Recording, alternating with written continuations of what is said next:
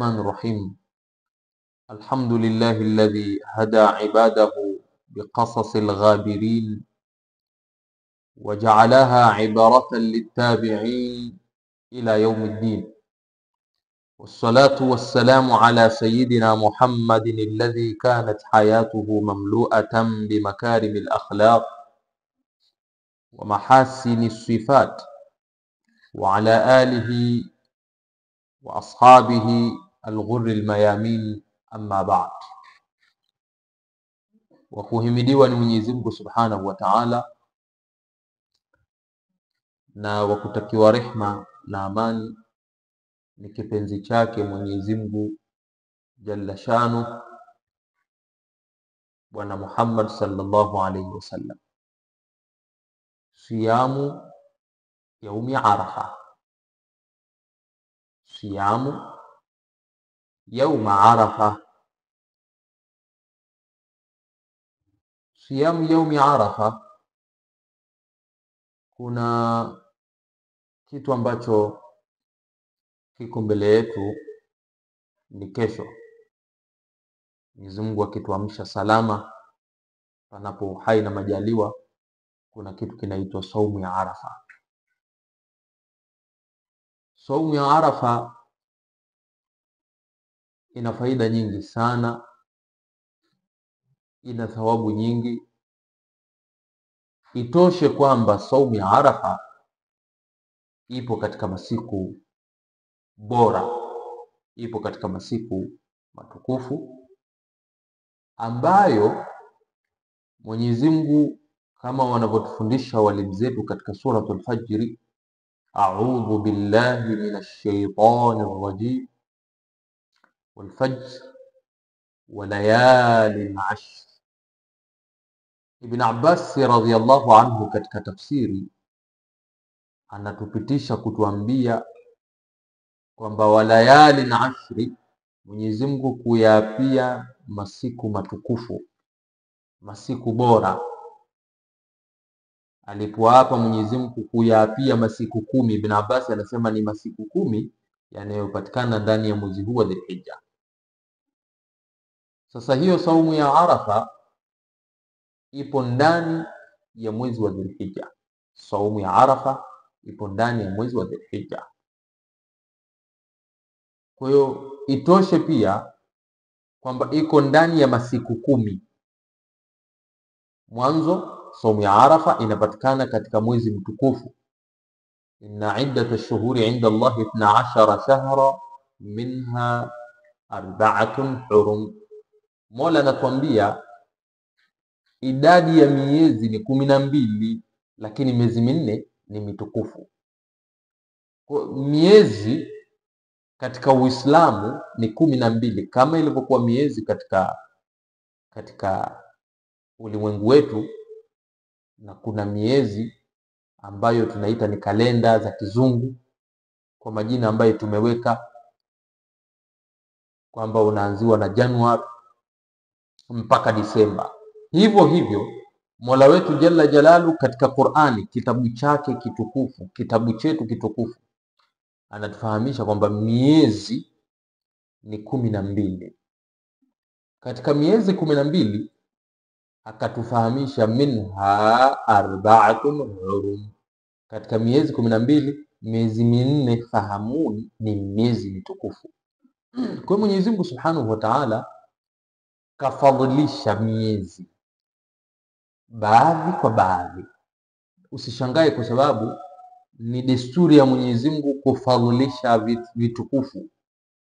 Mtaona na nyinyi mashahidi, mitume wako wengi, manabii wako wengi, lakini kuna khairuhum wa afdaluhum wa sayyiduhum Rasulullah sallallahu alayhi wasallam.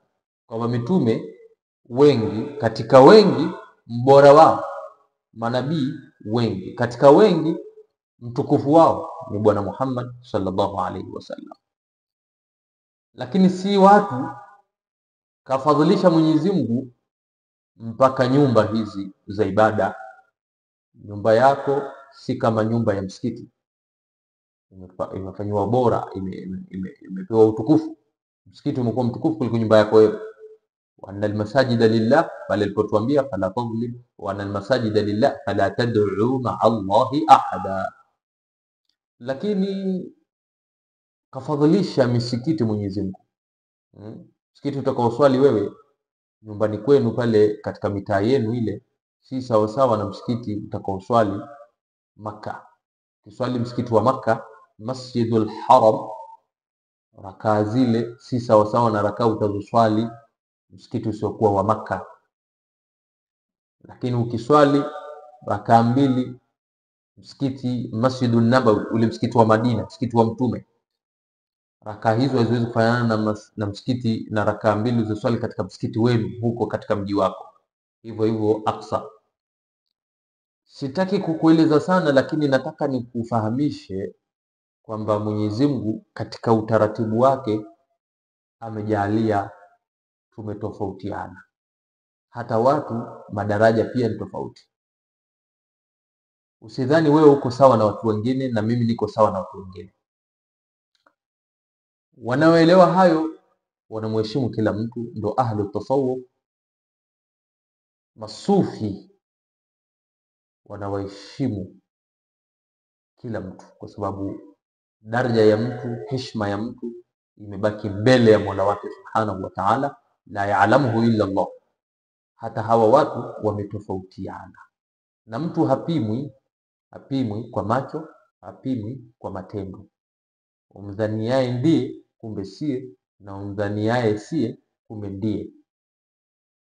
Alitasawufu wanatufundisha, wametufinya, wametukunja kumheshimu kila mmoja kwa sababu Mwenyezi Mungu kamfadhilisha kila mtu. Hapa natengeneza ufahamu kidogo wa kukufahamisha kwamba ndani ya miezi 12 katika Qur'ani Mwenyezi Mungu kitabu chake kitukufu anatuambia minha arba'atun hurum, kwamba katika miezi 12 ambao unaanziwa na Muharram, Safar mpaka Dhulhijja, katika hii miezi 12 Mungu anatuambia miezi minne ni mitukufu, na akatuwatambihi fala tadhlimu fihinna anfusakum, ndani ya miezi hiyo minne msidhulumu nafsi zenu. Ndani ya miezi minne msidhulumu nafsi zenu. Tayeb. Sisi tunazungumzia kwa ufupi saumu ya Arafa, siyamu yauma Arafa, na nimesema hata siyamu yaumi Arafa yafaa. Sasa kufunga siku ya Arafa, nimetangulia kuambia saumu ya Arafa iko ndani ya utukufu ndani ya utukufu. Kwa nini? Ushahidi wa mwanzo nimekupa kwamba saumu ya Arafa inapatikana katika ile miezi mitukufu minne ambayo Mungu ameiteua na kuichagua kwamba hii ndio miezi mitukufu. Muharram ni mwezi mtukufu, Rajab ni mwezi mtukufu, tunaenda kwenye miezi miwili iliyofuatana, Dhulqaada au Dhulqaida, naweza kufanya hivyo, na Dhulhijja. Hii miezi minne ndio mitukufu. Saumu ya Arafa ipo ndani ya mwezi mtukufu ambao ni katika ile minne unaoitwa Dhulhijja, ndio huu tulionao. Haikutosha saumu ya Arafa ikawa ndani ya siku 10 bora. Haikutosha saumu ya Arafa ikawa ndani ya siku 10 bora. Zipi? Nakupa na ushahidi mwingine. Qur'ani, turudi kwa walimu zetu walipofundisha juzu amma ile, walfajr wa layalin ashr. Mungu akaapia alfajiri, acha alfajiri, njoo aya pili, wa layalin ashr. Akaapia Mwenyezi Mungu na hapa layalin ashr, na masiku 10. Mungu akayapia masiku 10 matukufu, mema, mazuri. Ni yapi? Ulamai wanatafsiria, na Qur'ani mwanzo inatafsiriwa na Mtume Muhammad sallallahu alayhi wasallam. Qur'ani mwanzo inatafsiriwa, Qur'ani inajitafsiri kwa Qur'ani, kisha Qur'ani inafasiriwa na Mtume. Qur'ani mwanzo, kwanza nimekosea, Qur'ani mwanzo inafasiriwa na Qur'ani, alafu kisha Qur'ani inafasiriwa na Mtume. Wanaokuja kutufundisha tafsiri ni baada ya Mtume kuondoka, ni masahaba. Ibn Abbas anatuambia masiku 10 yalokusudiwa Mungu kuyaapia ni masiku 10 yanayopatikana ndani ya Dhulhijja. Nakwambia tena, saumu ya Arafa ni bora, ni tukufu, ina utukufu fauka utukufu, utukufu juu ya utukufu. Iko ndani, saumu ya Arafa iko ndani ya katika ile miezi mitukufu minne ambao ni mwezi wa Dhulhijja. Saumu ya Arafa ipo ndani ya siku 10 bora. Masiku 10 bora hayo Mtume Muhammad alayhi salatu wassalam anatueleza katika hadithi, ma min ayamin al-amalu salihu ahabbu ila Allah min hadhihi al-ayyam al-ushr. Katika riwaya al-ushri nyingine imetolewa, katika riwaya nyingine al-ushri ipo. Hakuna siku katika siku za wanadamu matendo yatakuwa ni bora sana yakifanywa kama yakifanywa matendo ndani ya siku 10 hizi ambazo zinapatikana ndani ya Dhulhijja. Hiyo ni hadithi ya Mtume. Hakuna matendo yatakayofanywa yakawa bora Mungu anayakubali. Hadithi hii kutoshe kwamba matendo bora ili yawe bora yafanyike ndani ya siku bora pia. Mtume anasema hakuna siku matendo mazuri yanapendeza kwa Mungu zaidi kuliko matendo yanayofanywa ndani ya Dhulhijja, ndani ya siku 10 bora, ambazo siku 10 hizo zinapatikana ndani ya mwezi wa Dhulhijja. Saumu ya Arafa utukufu wake itoshe pia. Hadithi zipo nyingi zinazoelezea utukufu, ubora wa saumu ya Arafa. Na saumu ya Arafa imewekwa katika fiqh zetu, katika vitabu vya fiqh imewekwa katika mlango wa saumu za at-tatawwu, saumu za kujikurubisha nazo kwa Mwenyezi Mungu Subhanahu wa Ta'ala, kwa sababu saumu ziko katika vigawanyo vitatu. Kuna saumu ambayo ni fardhi, na kuna saumu ambayo ni mandubu, na kuna saumu ambayo ni manhi. Saumu ya fardhi, saumu ya mandubu za sunna, na saumu zilizokatazwa. Saumu ya fardhi mnaielewa, saumu ya fardhi ni ile ya mwezi mtukufu wa Ramadhani, Mungu amefaradhisha lazima kufunga. Na saumu za fardhi hizo ziko aina kadhaa, kama ile ya nadhiri pia. Na kuna saumu mandubu. Kwa saumu mandubu ndo hizi ambazo miongoni mwayo inapatikana saumu ya Arafa, yani saumu za sunna. Kwa hiyo saumu ya Arafa imewekwa katika mlango katika fiqh miongoni mwa saumu ambazo zimesuniwa kufungwa. Sasa saumu ya Arafa ipo katika saumu za sunna. Yustahabu sauma yaumi Arafa lighairi alhajj, kumesuniwa kufunga siku ya Arafa, kumesuniwa kufunga siku ya Arafa. Hiyo siku ya Arafa ambayo nimekueleza ina mautukufu hayo. Kwa nini tunafunga siku ya Arafa? Mmetoa wapi kufunga saumu ya Arafa? Ni kwa sababu pana hadithi ndio maana tunakwambia kumesuniwa kufunga saumu ya Arafa. Lakini sunna hii li ghairi alhajj, kuna watu wananasibisha saumu ya Arafa na hija, ufahamu wao umeenda hivyo, lakini hakuna hadithi na nasu ambaye imenyooka moja kwa moja kwamba saumu ya Arafa inafungamana moja kwa moja na kisimamo cha watu kusimama hija katika viwanja vya Arafa. Hakuna hadithi hiyo inayotunyoosha moja kwa moja kwamba utaratibu ndo ulivyo. Wako walopokea hivyo. Sasa saumu ya Arafa imesuniwa kwa yule asiyekuwa hija, Kuna watu kipindi hichi tunachozungumzia cha Dhulhijja wako Maka wanafanya ibada ya hija. Wakaenda kule Maka, kuna furudhul haji, kuna wajibatil haji, kuna fardhi za hija, kuna wajibatil haji, na kila unapoacha moja kuna hukumu yake. Sasa kusimama Arafa, wale walioenda hija, kuna kitu kinaitwa wukufu bi Arafa, alwukufu bi Arafa, kusimama mawanja ya Arafa. Wale walioenda hija kusimama mawanja ya Arafa kwao ni fardhi kusimama katika mawanja ya Arafa kwao ni lazima, na mtu anapoacha kusimama katika viwanja vya Arafa kaharibu hija yake, kaharibu hija yake. Sasa narudia kuambia kuna ufahamu, upo huo ufahamu wanaoona kwamba ili tufunge Arafa sisi huku kwetu ni lazima tuwaone mahujaji nao wamesimama kwenye viwanja vya Arafa. Msikilizaji, mambo yako mawili, kuna saumu ya Arafa na kuna kusimama kule Arafa.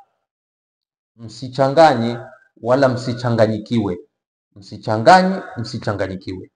Saumu ya Arafa kufunga ni sunna. Kwa nini ni sunna?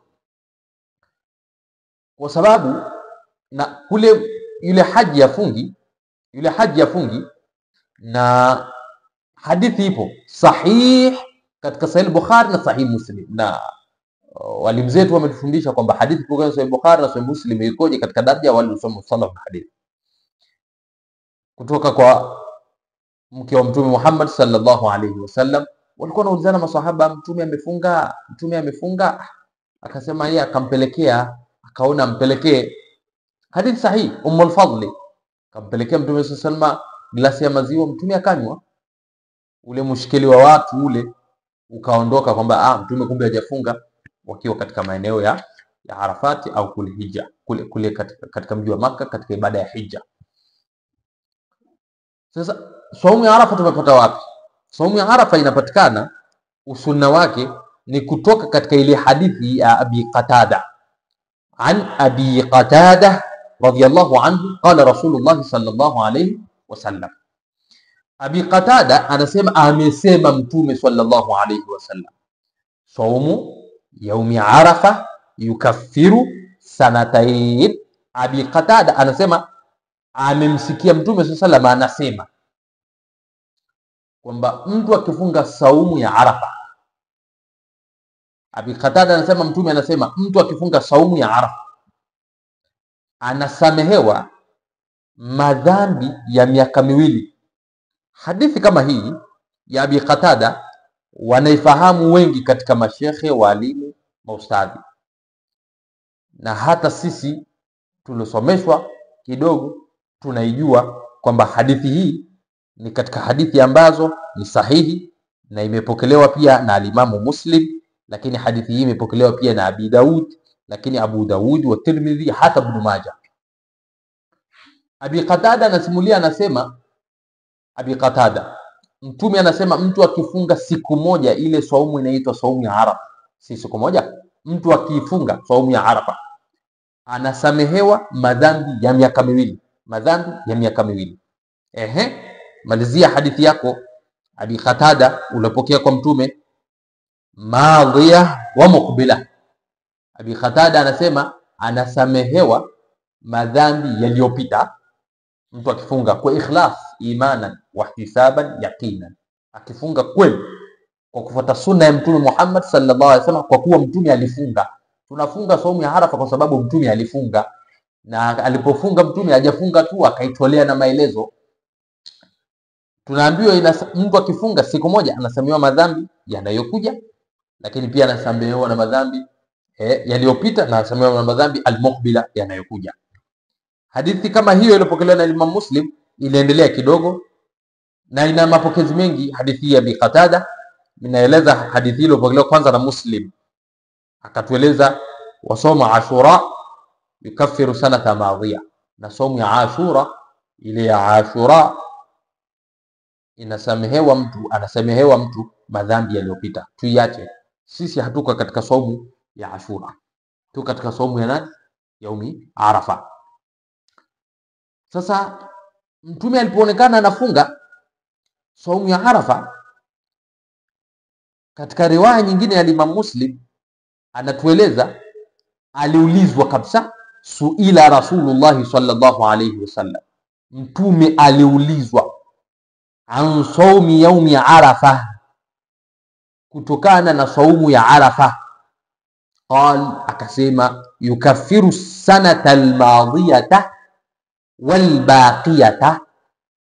Kiingia katika sharhi ya Imam an-Nawawi kuzisherehesha hadithi za Mtume sallallahu alayhi wasallam, albaqiya yani al-atiya, mtu akifunga saumu ya Arafa, Mtume akawaeleza masahaba, anasamehewa madhambi yaliyopita, lakini anasamehewa na madhambi yajayo. Hapa haukutajwa mwaka unaokuja na mwaka uliopita. Hadithi tulomaliza kuisema ilikuwa imeeleza anasamehewa madhambi ya mwaka unaokuja na madhambi ya mwaka yaliyopita. Madhambi ya mwaka yaliyopita, madhambi ya mwaka unaokuja. Hii ndio saumu ya Arafa.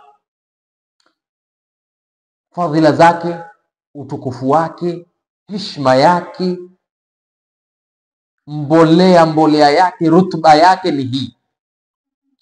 Tuifunge lini? Saumu ya Arafa tuifunge lini? Je, tuifunge saumu ya Arafa mahujaji wanaposimama katika viwanja vinavyoitwa jina kama hili la Arafa? Kwa sababu pale Maka kuna uwanja ule ambao ndo tunasema wanaenda kusimama al-wuqufu bi Arafa. Wakisimama pale ndo tufunge?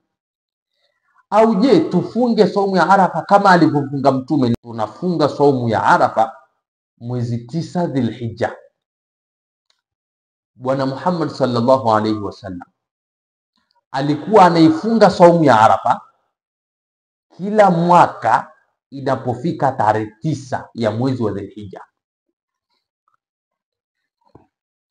Sasa saumu ya Arafa leo watu wamesimama Maka, tumewaona kwenye video, wamesimama Maka, wamesimama kwenye sehemu inaitwa ya Arafa, wanaomba dua, wanafanya dhikri, wanasoma Qur'ani, wanamswalia Mtume, wenye kufanya hichi wanafanya. Nimewaona kwa macho yangu wako kwenye kisimamo cha Arafa, na sisi tunalazimika kufunga siku ya Arafa. Hapana. Nani kakwambia? Mtume Muhammad, nawaambia tena, hadithi iliyokuja kutueleza fadhila za saumu ya Arafa haikutufungamanishia saumu hii. Hadithi iliyokuja kutufunga sisi tufunge saumu ya Arafa haijatuambatanishia na fardhi ya hija, haijatuambatanishia na ukufu bi Arafa, haijatuambatanishia na ukufu yaumi Arafa. Wama yantiqu anil hawa in huwa illa wahyun yuha. Mtume ana ilmu, Mtume ana maarifa. Angekuwa anataka kutufahamisha kwamba saumu ya Arafa inafungamana na hija, asingeficha ficha Mtume. Harisun alaykum bil mu'minina raufur rahim. Anapupa Mtume, anapupa na sisi. Kama alikuwa anapupa na sisi, kwa nini afiche hadithi? Kwa pupa yake Mtume kutupenda watu wake, kupenda masahaba zake, kupenda umati wake Muhammad sallallahu alaihi wasallam, Bwana Muhammad angetufahamisha katika hadithi hizi tulizotaja chache ambazo zinahusiana na saumu ya Arafa. Angetuelekeza moja kwa moja kwamba saumu ya Arafa na kile kisimamo cha mahujaji wakienda Maka kusimama katika kisimamo cha Arafa zinatakiwa ziambatane. Alikuwa na uwezo wa kusema hayo. Hakutuwekea, hakutuambatanishia, na hakuna Muislamu hakuna hadithi iliyotuambatanishia saumu ya Arafa na kisimamo cha Arafa. Hakuna hadithi iliyokuja imeeleza fadhila za saumu ya Arafa. Ufahamu kwamba watu wakisimama Maka tumewaona, ikawa ndo hoja ya kiakili kwamba wale wamesimama Maka tumewaona wako kwenye sehemu inaitwa sehemu ya katika ukufu bi Arafa, katika kisimamo cha Arafa, na sisi tufunge. Hizi ni fahamu na ni akili ya mtu na ni ufahamu wa mtu mwenyewe kwamba wameona hivyo na wameelewa hivyo, lakini usitulazimishe kwamba saumu ya Arafa inafungamana na mahujaji kusimama Maka. Mfano, kama ibada ya kufunga saumu na ibada ya hija ni ibada mbili tofauti, ingekuwa saumu ya Arafa kufunga kwetu ni lazima tuwafate wale waliosimama katika visimamo vya Arafa, kwa sababu ni fardhi. Basi hata kwao ingekuwa ni fardhi kusimama yaumi ya Arafa na kufunga saumu ya Arafa.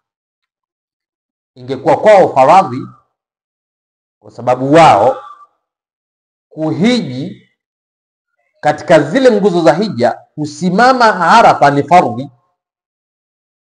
Alafu huku si tunaambiwa kufunga sunna ya Arafa ni lazima tuangalie wale, basi na wale kufunga kwao ingekuwa fardhi, japo kwetu ni sunna. Alafu ibada ya hija imefaradhishwa katika mwaka wa 5.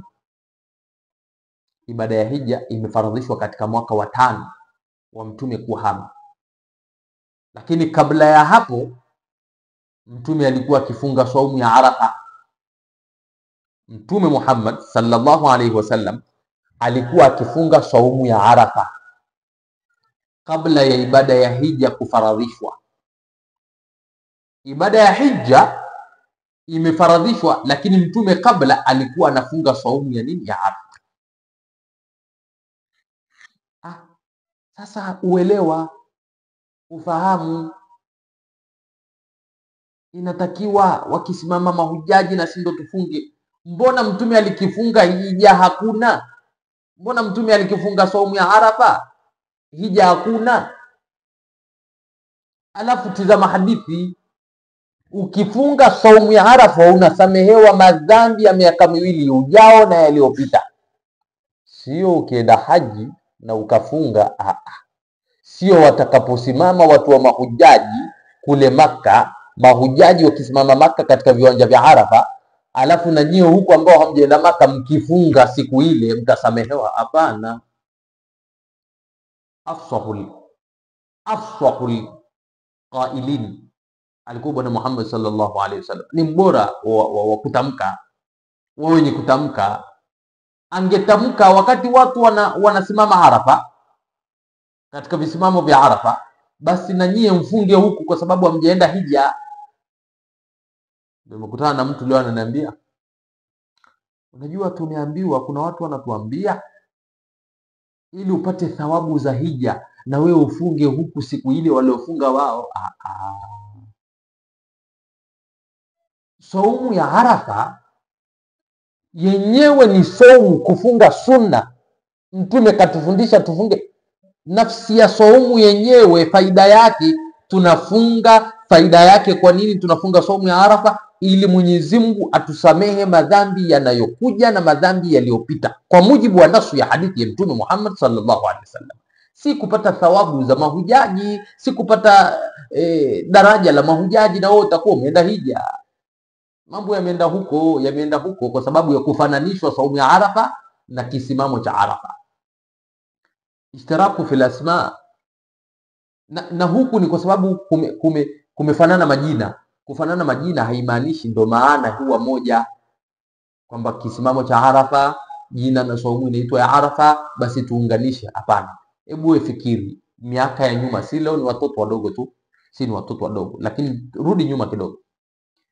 Kama ilikuwa watu ili wafunge Arafa lazima waone mahujaji wamesimama Arafa, video ilikuwa hakuna, simu ilikuwa hakuna, teknolojia zilikuwa mbali kidogo, walikuwa wanapataje saumu ya Arafa? Walikuwa wanaipataje saumu ya Arafa wakati video hakuna ya kuona Maka watu wamesimama au hawajisimama? Walikuwa wanaipataje saumu ya Arafa kama imefungamanishwa na hija walioenda Maka, wakati TV hakuna, wakati simu hizi hakuna? Hakuna mtu wakati ule alikuwa anajua kununua bando, na ananunua bando kwa sababu gani? MB atazifanya nini? Na ananunua wapi na kwa sababu gani? Na itakuwaje? Maswali haya ujiulize Muislamu, ili uzinduke kidogo. Pointi ya kwanza hiyo. Lakini hata ya pili ya kiakili, tuelewe kuna ikhtilafu al-matali, yani kutofautiana miandamo ya miezi, kutofautiana miandamo ya miezi. Mwezi umetoka Tanzania, Maka hujatoka. Maka watatufata Tanzania? Huko kwenu mwezi umeonekana, ndio watufuate sie. Basi twende kinyume chake. Mwezi umeonekana Saudia, mji wa Maka, Mamlakatul Arabiyyati Saudia, lakini huku kwetu mwezi hujaonekana. Tuwafuate watu wa Maka? Watu wa zamani walikuwa wanaonaje mwezi umeandama haujaandama? Watajuaje Maka mwezi umeandama, alafu na huku Tanzania mwezi hujaandama? Watajuaje mwezi umeandama Maka, alafu kisha Yemen Hadharamauti kule kwa mahabaib zetu mwezi pia haujaandama, au umeandama Yemen, Maka hujaandama? Taarifa zilikuwa zinafikaje? Kwa sababu hata teknolojia ilikuwa ngumu kidogo. Tuheshimu, na hapo ni maelezo marefu na ni mada kubwa ambayo walimu zetu pia wana uwezo wa kutufafanulia vizuri. Sisi hatuna nguvu hiyo na uwezo huo. Ikhtilafu al-matali, mwezi wa muandamo, kwa wale wanaodai muandamo ni mmoja. Sasa mwezi umeonekana Maka, huku kwetu hujaonekana, na sisi hatuna habari, teknolojia hakuna. Nani atatupa habari kwamba Maka mwezi umeonekana? Watu walikuwa kitizama walikuwa kitizama miandamo yao, na ndio hadithi ya Mtume ilipokuja, hadithi ya Mtume sallallahu alaihi wasallam, sumu liruyati waftiru liruyati, fungeni kwa kuona mwezi, fungeni kwa kuona mwezi. Masala ya ikhtilafu al-matali pia hayahitaji nguvu kubwa sana, hayahitaji. Sasa hivi kuna teknolojia, sasa ndo tuifuate bwana hivi na vile. Dini inaongozwa kwa rai na akili ya mtu, yani akili yake na rai yake, namna wanavyofahamu na kufikiria, basi wanapachika na kuona kwamba inafaa. Watu wa Maka wenyewe, Mwenyezi Mungu amrahamu shekhe letu, fakhri yetu, mlezi wetu, mwalimu wetu, Sheikh Abu Eid Muhammad Eid, Allahumma ighfir lahu warhamhu waskinhu fil janna, alitufahamisha vizuri sana katika ikhtilafu al-matali. Akatoa vitabu vingi sana katika ikhtilafu al-matali, akafahamisha uzuri sana katika ikhtilafu al-matali. Ulamai wa sasa na wa zamani wanaeleza vipi katika ikhtilafu al-matali, mpaka ulamai wa sasa, wachana hao wa zamani, wa sasa waliokuwa hapo Maka, wanawalazimisha watu na kuwafahamisha watu na kuwafundisha watu, fuateni miandamo ya miji yenu, katika miji yenu, ndio utaratibu, ndio nidhamu, na mwezi sio wewe wa kutangaza. Saumu ya Arafa ni tarehe 9 kila mwezi wa Dhulhijja. Mtume Muhammad sallallahu alaihi wasallam na maswahaba zake ilikuwa ikiandama Dhulhijja, mwezi wa Dhulhijja, wanahesabu tarehe 1 mpaka tarehe 9, wanaingia moja kwa moja katika saumu ya Arafa ili wasamehewe madhambi yaliyopita, wasamehewe madhambi yanayokuja. Wale walioenda Maka wanaenda kusimama Arafa. Kwa sababu gani wanasimama Arafa? Wanatekeleza kule kusimama kwao katika uwanja unaoitwa uwanja wa Arafa, ni nguzo ya hija, na lazima wafanye hivyo. Wasipoenda kusimama wataharibu nini? Wataharibu hija yao, na wao hawana saumu. Falnaktafi bihadha alqadri alyasir, tutosheke na kiasi hichi kidogo ambacho Mwenyezi Mungu ametuafikia kufahamisha utukufu, ubora wa saumu ya siku ya Arafa. Na kwa uchache huu pia tukaona na Arafa ifungwe siku gani. Siku ya kufungwa Arafa ni tarehe 9 mwezi Dhulhijja kama alivyotufundisha Mtume na ilivyokuwa kwa Mtume. Na pointi ya 3, saumu ya Arafa haifungamani